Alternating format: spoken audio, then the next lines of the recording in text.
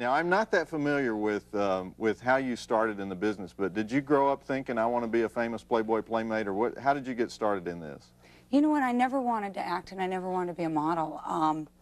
Someone discovered me when I was 15 years old, and believe it or not, I started off doing Captain Kangaroo.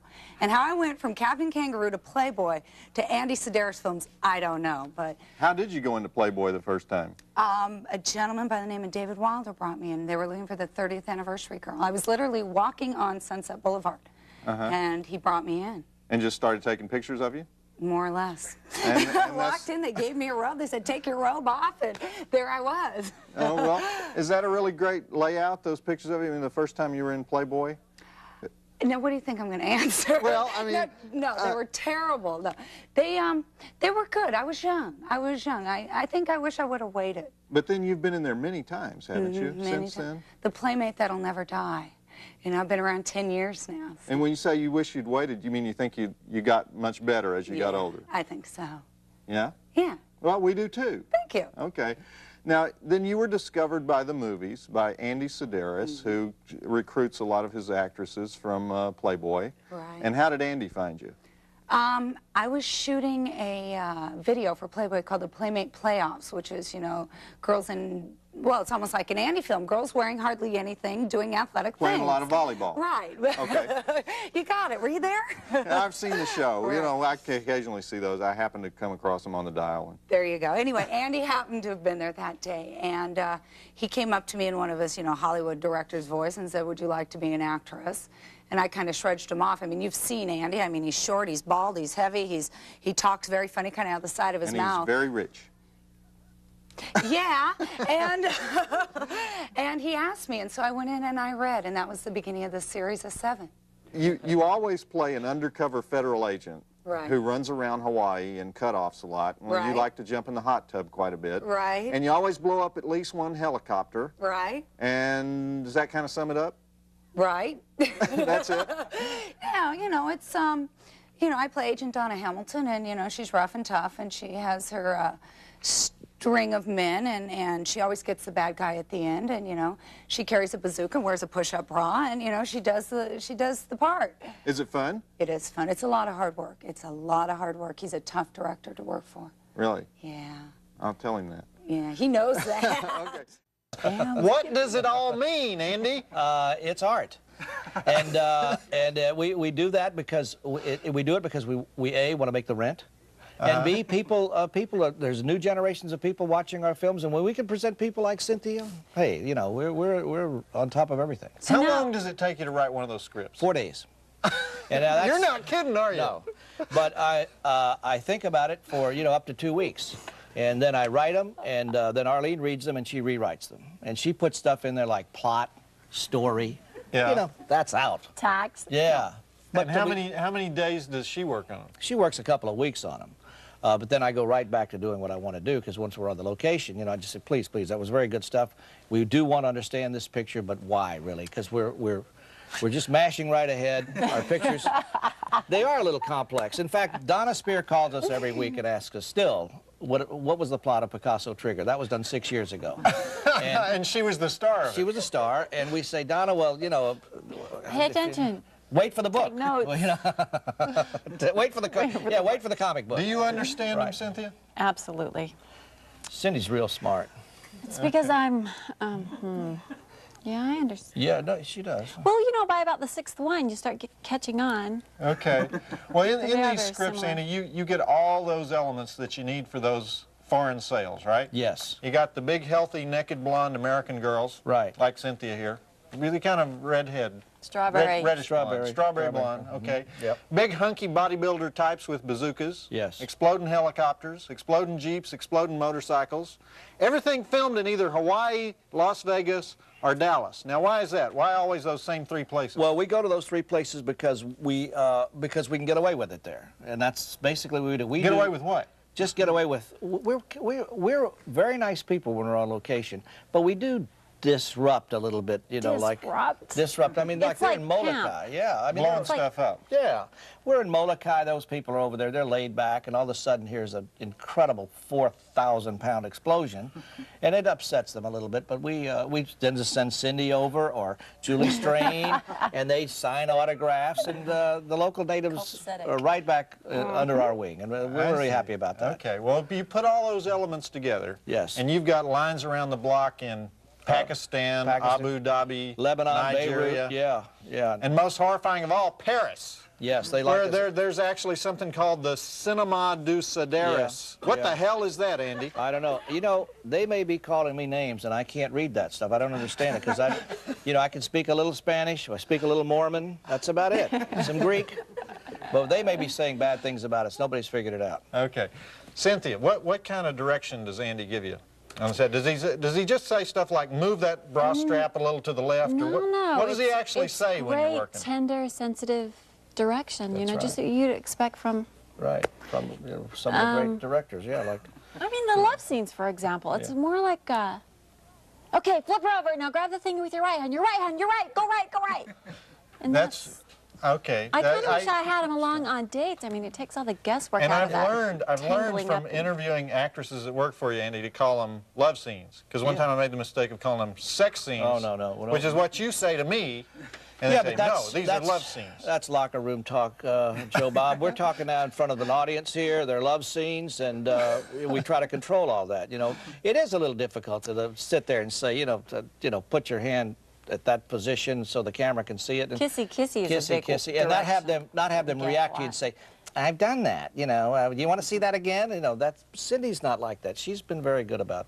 So if you say put your hands there, she puts her hands there. She's a real pro, and she can sing and dance and shoot, and she also in this picture does a very funny thing when a guy says "cover me." She does a funny little shtick in there. So this is a hell of a film. Okay. Fit to kill. My God, I mean, it'll bring. I it'll want make to a do grown more man cry. comedy. I want to do more comedy in Right. your films. It's just very difficult getting them to laugh when I'm on the set. They always laugh after I leave. That's not true. We laugh at her on the set. Well, listen, Cynthia, I want to talk to you a little more after this is over. But right now, I want everybody to get ready for the final installment, or what used to be the final installment in the series about bikini-clad undercover federal agents that began with Malibu Express Right. and continued with Hard Ticket to Hawaii, Picasso Trigger, Savage Beach, Guns, Do or die. Do or Die, And now Hard Hunted, Fit to kill. and now Fit to Kill, starring Beach Bunny spies Donna Speir and Roberta Vasquez, Ava Cadell and her Cadells Right. as the nude disc jockey, Sandra Wilde as her hot tubbing assistant, and Cynthia here as the topless lounge singer. Yes, she is a. You're also a crack undercover agent, aren't you, Yep. Cynthia? Well, you can see that. Just look at her. What would you call? I mean, if you saw her on the street, when you say, I would say I want to be undercover. "There's an undercover agent," And- forget it. Oh, no. For the second week in a row, we have R.J. Moore, son of Roger Moore, Yes. as the villain. And Tony Peck's a good guy this time too. He's a- And Tony Peck, son of Gregory Peck. Right. 16 dead bodies, 28 breasts, bikini ninja in this movie. Yes. 4 shootouts, 1 motor vehicle chase, exploding dune buggy, exploding bamboo, exploding yacht, yes, kung fu, yes. bimbo fu. I could have said it that better about myself. sum it up? Yeah, I could have said it better myself. I swear, it was really beautiful the way you put that. I mean, Okay. There is something exciting about women shooting machine guns, right? Yes. It's much sexier somehow than men shooting machine guns, isn't it? well, you've got first of all, physically things bounce, and I go for that. You know, and I think I think the audience likes that. So you know, you do what you can. So that's the secret of it, huh? You bet. Okay, well, anyhow, tonight we have one of these beautiful women with us. Yes. So can I introduce her, Andy? Because we're kind of done with you. I've been talking to you all month. I know that. And It's she's my not, third week. she's not even in this movie. No, but she was. I just thought, as a visionary, I thought if we can get this young lady on this show, I think it'll help your ratings. And I'm doing this is sort of a well, personal thing I'm doing for you. also, she's in another movie Oh, yes. that Andy wants to promote. It goes into video stores this week called The Dallas Connection. It's a wonderful picture, and starring tonight's special guest, the February 1993 penthouse pet, Julie Smith. oh, let's Hi hear it there, for Julie. Hi. How are you? Have a seat.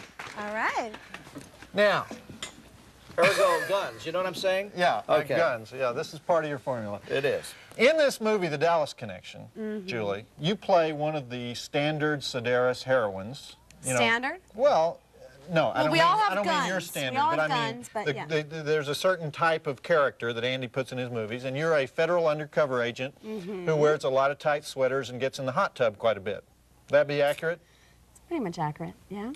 And I have shorter hair, and I think I smile a little bit more. I'm kind of devious, but I'm the standard character, yes. okay, now Andy, Yes. you're known for using centerfold models almost exclusively Yes. as the stars of your movies. But there's a lot of centerfold models. How do you choose which centerfold model you're going to hire? Like, how did you choose Julie here? Or let me ask Julie. Let me ask Julie. How did you hear about this job, and how did this work out for you? Well, we're all familiar with the infamous Julie Strain, correct? She's one of Julie my best Strain friends. was the 1993 Penthouse Pet of the Pet of the Year. Year. Yes, It's been yes. in several of Andy's Several of our movies. pictures. It's been in about 50 other pictures. She's been a guest on this show.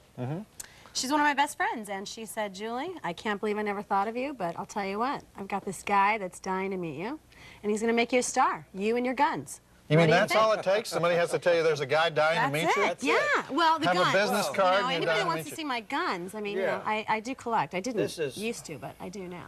We're not talking Rhodes Scholars here. We're talking a whole other area of entertainment. You know, this lady came up, showed us her stuff, and the fact that she could talk. Now, what And does she that could mean, talk. And I Andy? ran around the tennis court. She ran around the tennis am a court. good- She came to your house? Yes, and Arlene was there, and we all sat there, and we looked at her. Arlene, Made your me wife grilled was cheese there. Arlene, sandwich my with wife, was there. tomatoes. Why do you want to say that? Well, why do I want to say that Arlene was there? Because if I don't, you know, I'm in a lot of trouble. I mean, I never see these girls alone and see their stuff. We check them out thoroughly, just like you would do. Well, like you do it with a horse. You do it, you know, with a chicken. If you were buying chickens, you'd look at that chicken. With your And wife. so they Right. come over to your house Right. and you talk to them for a few minutes. That's right. And you say, you're in the movie. Well, not quite. We want to see your. You gotta We do- want to there's see the three things entire you gotta unit. do. Yeah, the unit. We want to see the. First, they got to run. She runs. She bounced great. You got to know how to Jiggling. shoot. Yeah. She had never shot a gun before, so Never. we had to train her on that. Yeah. Thirdly, we got to see the entire unit. You know, you never know whether there's scars. There's Yeah. you never know, and what they've been through. And psychologically, I think it's good for them to know that they have. And to so be in you're it. telling me Julie has no scars? Julie has no scars as far as the human eye can see, but I've never. Okay. Good answer. Well, we'd like to put her under a microscope. Now, I mentioned, speaking of hot tub scenes, which I mentioned a while ago, and by the way, there's always a hot tub scene in a Sidaris flick. That's part of your formula, right? Well, they think better in the hot tubs. You got to remember. None of them have been like mine. Yeah, they don't. Okay. You know that. Right. Well, yeah. I was going to mention that. You Yeah. have quite a jacuzzi scene in the Dallas Yes, Connection. yes. Now, was that hard for you to do? Because it didn't really look that hard for you to do. I have a thing about water, and it really unfolds my inner sexuality. So when he said your sex scene is in water, I said, God, there's nothing more perfect. I couldn't have said it any better. One take. So you didn't have any problem with Not that? at all. No, she's. Now, you have a lot of experience in this kind of stuff. Which you were, kind of stuff? Well, in being nude in public. Yes. Okay, I mean, you danced in Vegas, you were a showgirl, and you starred in several Penthouse videos, including one called Ready to Ride. Ready to ride. Sounds There's good. four more out I now, didn't but see yeah. it, but you're featured in numerous Penthouse Forum magazines. Now, how does that work? Isn't that where guys write Guys letters write about their in sexual sexual experiences, letters. saying, you won't believe what these two girls did to me, or something? Do you, like, reenact the letter, or what? Well, sometimes they like it if we do that, absolutely. They kind of just put the appropriate photos with the appropriate article, and that's kind of how it's done. I must subscribe to that thing myself. You should haven't be seen reading that. those. Yeah, I should be Arlene reading reads them. Okay. I know. Do you know Kung Fu, Julie? A little. Yeah. Aikido. Really? You I didn't would even ask love me about to- my gun collection. Really? Yeah. Yeah, we want to get into the guns and stuff, right? It's my Yeah. newest edition, you know. Yeah. Are I we mean, still I vote? can't believe that you almost passed this up. New guns, right here. I was really do we want to afraid do of another guns. segment with that? Am I screwing you up here? No, that's fine. What do you I got think- to say, Andy? well, I just think that if we're talking about big guns, Yeah. then I think you have to understand that Julie has learned how to shoot a gun in this picture, I was really afraid of them at and first. she had talk about the horse, Julie. I fell off this horse that they made me ride. It threw me off. Yeah. And I went from being really frantic and scared to saying, you know what, screw it. Let's do that gun scene right now. Yeah. And And ever since then, here I am. and she's had Gun power. You bet. Well, that's plenty for me.